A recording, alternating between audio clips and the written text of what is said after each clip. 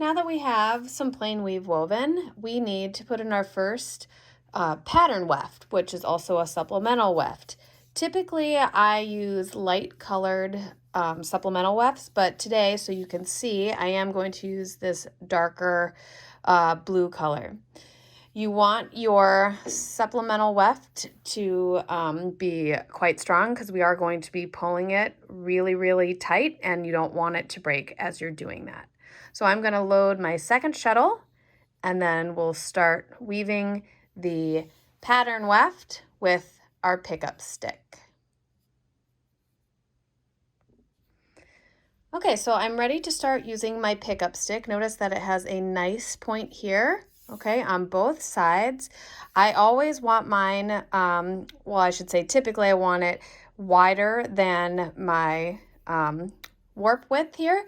So just keep that in mind when you purchase one. Mine would actually work for the entire width of this loom, but obviously I have not threaded my warp that wide. So for this first shibori pattern that we're going to do, I'm going to skip over about an inch, so 12. So one warps is what I mean. 1, 2, 3, 4, 5, 6, 7, 8, 9, 10. So I'm going to skip over 12. Notice that my heddle is in the neutral position. Then I want to go underneath. See how my pickup stick is underneath the warps right now? Another 12. So 1, 2, 3, 4, 5, 6.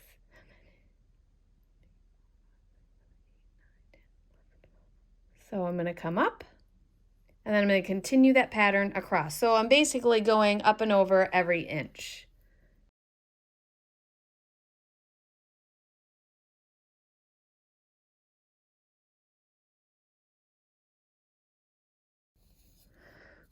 So there we go. You can use your pickup stick to create a shed. So it's flat, and now I'm pushing it vertical.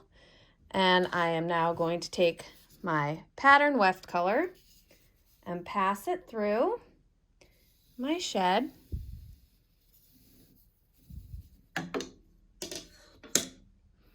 Notice that I'm going to leave a tail. It's about 6 inches, and I still have my ground weft attached. I'm going to close my pattern weft. You can beat it with your pickup stick, and then you remove your pickup stick. Now I'm going to continue on and weave plain weave for however long I would like to for my pattern that I've designed. I'm going to go about an inch. Okay, just to keep things consistent. And then I'm going to throw this same pattern weft to create my shibori pattern.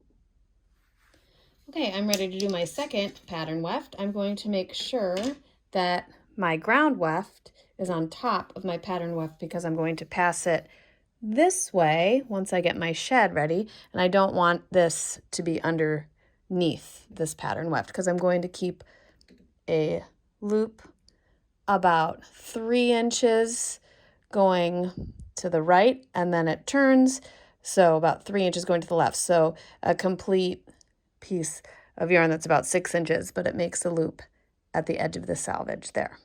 Okay, so first things first, we get our pickup stick. I want it to be in the same sequence here, so it doesn't have to be quite exact. Now I have kind of a visual to go after here, so I don't have to count as much.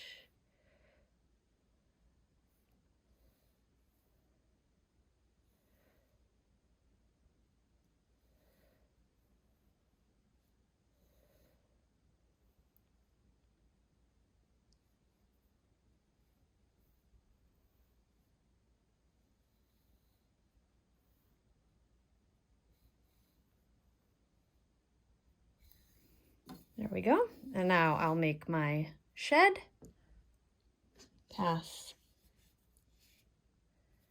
my pattern weft across. Again, I want to create that loop on the end because I will be using that to pull at some point. And so I'll place that down, flatten my pickup stick, beat it, remove it. So notice that this pattern weft is still attached, just placing it to the side over here. And now I will continue on weaving my plain weave, my ground weft.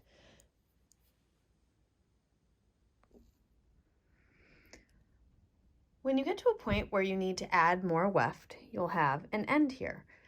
I practice by never leaving ends off the side of my selvage, and I have my next shed open here, as you can see, and then I'm going to take this end and pass it about an inch in, and I don't want to pull my selvage too tight, but I'm going to pass it through, and you can see it's sticking up right now. I'm actually going to shove it down, so it's actually at the bottom of all of my warps. I tend to beat it gently, put it back in the same shed. I have more weft on my stick shuttle here. And what I'm going to do is pass my stick shuttle through the shed. And then I'm going to take my new end. And there are two ways you can do this. You can either overlap, and I'm going to zoom in here so you can see this a little bit more specifically. Here we go. So you can either overlap by one, and I'll show you that first. So I'm coming up from the bottom and I'm pulling this new tail down, and you can see that there are two wefts right here. I typically weave like that, but you can also actually, if you don't want the double weft right there, you can pull it down exactly where the other weft had ended. So it's basically like this weft ends here, and then your new weft is picking up that weft to continue on the pass. Like I said, I prefer to have one overlapping weft on the warp there. See how that is? And it's just personal preference. Oops. So I'm going to hold that there, and I'll zoom back out and make sure that you have your diagonal for your take-up, and then beat my weft, and then move to my next shed, and then continue on weaving.